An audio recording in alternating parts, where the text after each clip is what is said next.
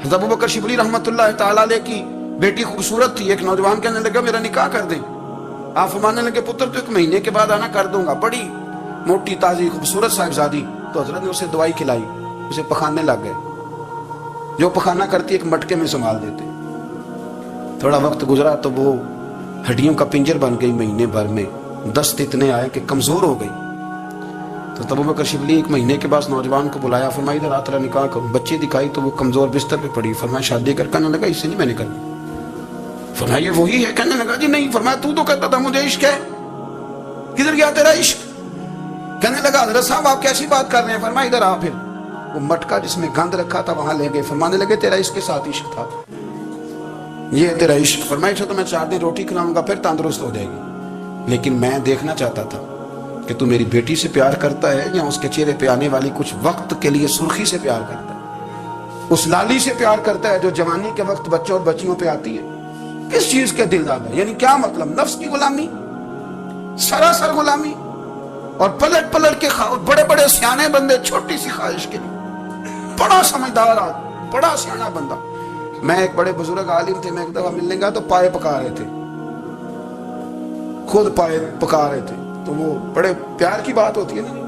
تو تامت باندھی ہوئی اور بڑی جناب خستہ حالی, اور وہ پائے پکا رہے ہیں. تو میں نے ان سے کہا, میں نے کہا حضرت جی پائے تو کسی اور نے بھی پکا لینے تھے, آپ بخاری لے کے بیٹھتے, چلو میری طرح کا کوئی بندہ آپ سے استفادہ بھی کر لیتا. اب پائے آپ لائیں گے, پھر پکائیں گے, پھر آپ کھائیں گے, تو یہ تو 24 گھنٹے آپ کسی کام میں گزر جائیں گے. تو یہ ایک چھوٹی سی خواہش کے لیے. میں کسی چیز کو حرام نہیں کہہ رہا. قرآن پاک کی جو آیت پڑھی ہے صرف اس کی تفسیر آپ کے سامنے عرض کر رہا ہوں. ہماری خواہشات ماں پالتی ہے, آپ کو نہیں پتا کتنے دکھ سہتی ہے. میں ان ماؤں کو جانتا ہوں جو بیٹے کے حصوں کی مار بھی اس کے ابے سے کھاتی ہیں, مار کھاتی ہیں وہ. ایک خاتون ہے, ایک کان سے سنتا نہیں, میرے پاس ایک دفعہ آئی, کہنے لگی 60 لگ گئی سی, کوئی دعا کر دیں. کیا کوئی وظیفہ پر ڈاکٹر کہتے ہیں ٹھیک نہیں ہو سکتے. میں نے کہا باجی صحیح بتاؤ مسئلہ کیا ہے. کہنے نہیں کچھ بھی نہیں, مسئلہ کیا ہونا ہے, پتر غلط نکل آیا ہے, اس کا باپ روز مارتا ہے. میں آگے گئی ہوں تو اس نے ایک تھپڑ میرے کان پہ مار دیا, پردہ پھٹ گیا. مائیں مار کھاتی ہیں, لیکن وہ پتر جس کو بڑی محنت سے پالا ہے وہ جوان ہوتا ہے تو اماں سے کہتا ہے تجھے چھوڑ دینا ہے, پر جس لڑکی سے میرے ٹیلی فون پہ رابطہ ہے اسے نہیں میں نے چھوڑنا, وہ نہیں چھوڑ سکتی. ہر شے کچل جاتا ہے وہ.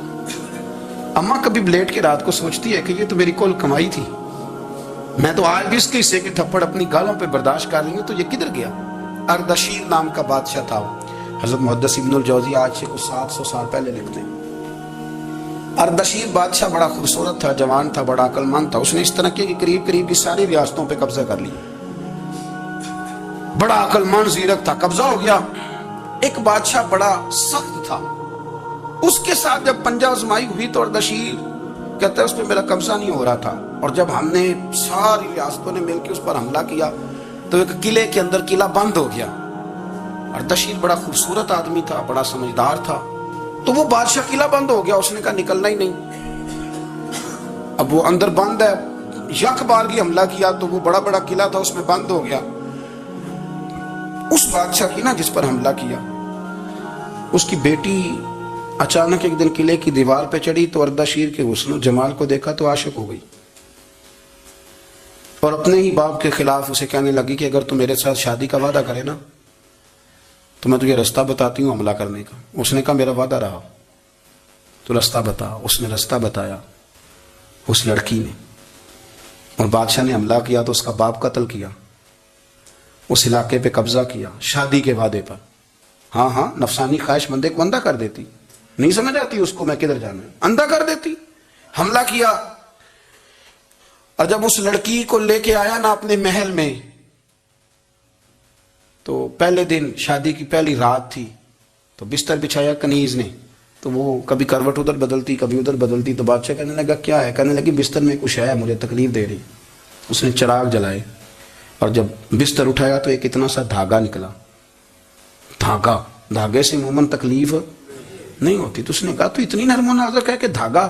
کہنے لگی میرا باپ نا میرے ساتھ اتنا پیار کرتا تھا کہ روز میرا بستر بھی خود بچھاتا تھا, اور اس نے آلہ رکھا ہوا تھا, وہ ناپتا تھا کہ کوئی پایا اونچا نیچا تو نہیں.